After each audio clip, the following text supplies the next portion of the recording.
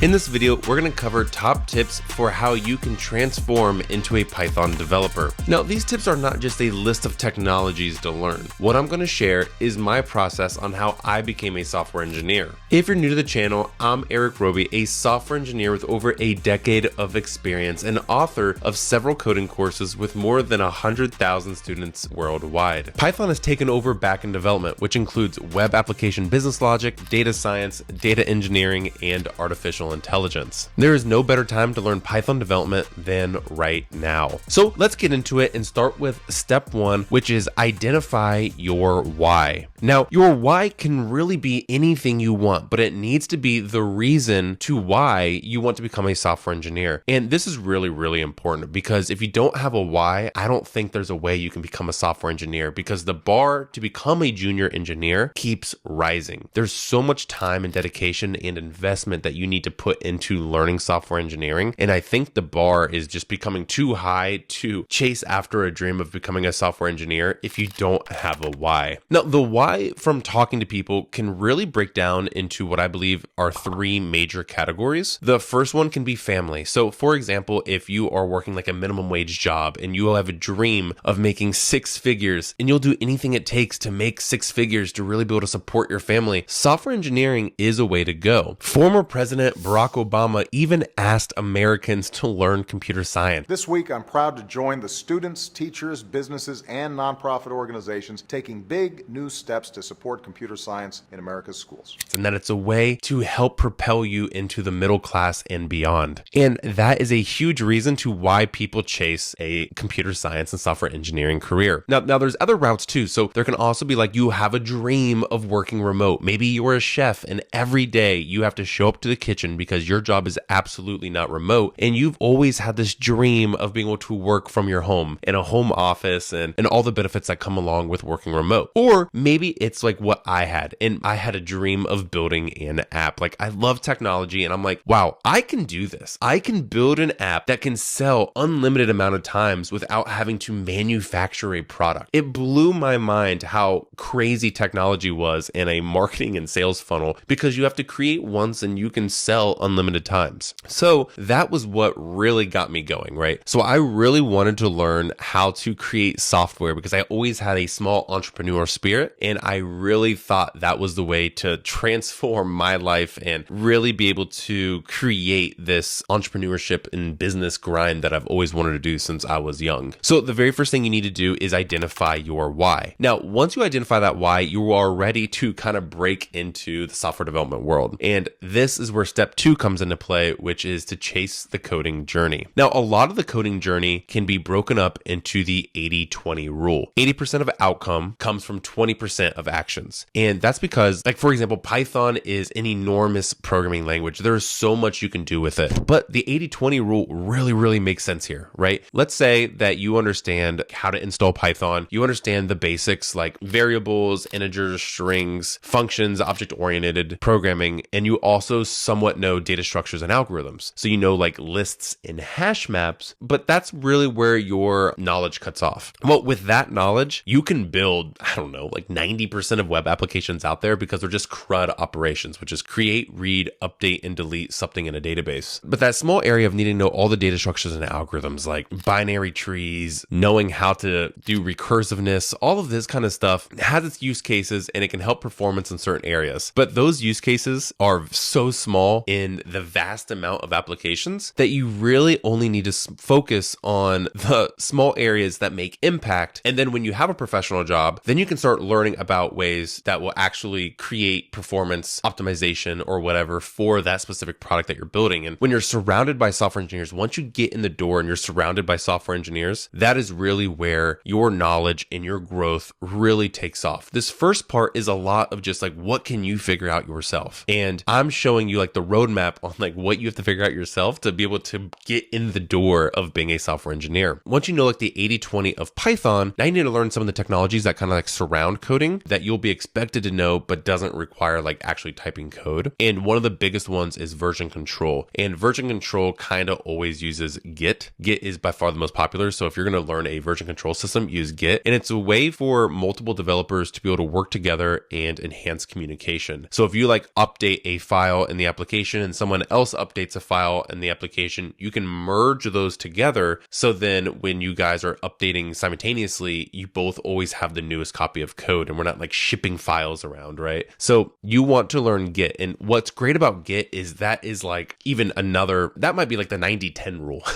It's not even the 80-20, it's a 90-10 rule. Git is huge, but you'll only be using, I don't know, less than 10 commands every single day. And once you learn those 10 commands, like you're golden for a majority of the time. And that's like being able to initialize a Git repository, being able to create your own branch, being able to create a pull request, merge branches. That stuff isn't super advanced. And you can probably learn that in like a week or two if you find a good Git tutorial and you actually make it a habit that you want to be good at Git. Now, the best way of using Git is to use some kind of product that allows you to have teams with Git. And the number one for that is GitHub. So I would recommend just going with GitHub, learn how to be able to push an application on GitHub, and then you're pretty much golden from there. All right, so now going into step 3, it is simply just build the dang thing. And what I mean by that is if you have a product, just build it. Try to build it. I promise you that's all it takes is trying to build a product. If you try and build a product enough times, you are going to eventually get close enough that you will have a functional product. It might not be exactly what you want, but it's a functional product that will A, showcase all of the skills that you've learned while trying to program it, and B, it'll show like recruiters that, hey, this person knows how to develop this simple application, create a database, deploy it online, and the Git repository to kind of showcase their skills. Now, that is probably like the intro. I mean, there's a lot of people that know how to do that right now, but that's fundamental. That is what you need to learn. And that's like if you want to be a web developer, right? There's also like machine learning and data science and data engineering, all these different things that allow people to become Python developers. And with that, you need to know some type of framework and library. So after knowing like the basics of Python and data structures and algorithms, and then you know version control, I would say go ahead and try and learn a framework. Now for Python, if you're doing like web applications, you can learn FastAPI or you can learn Django. I would recommend FastAPI because it's a little bit more lightweight. Django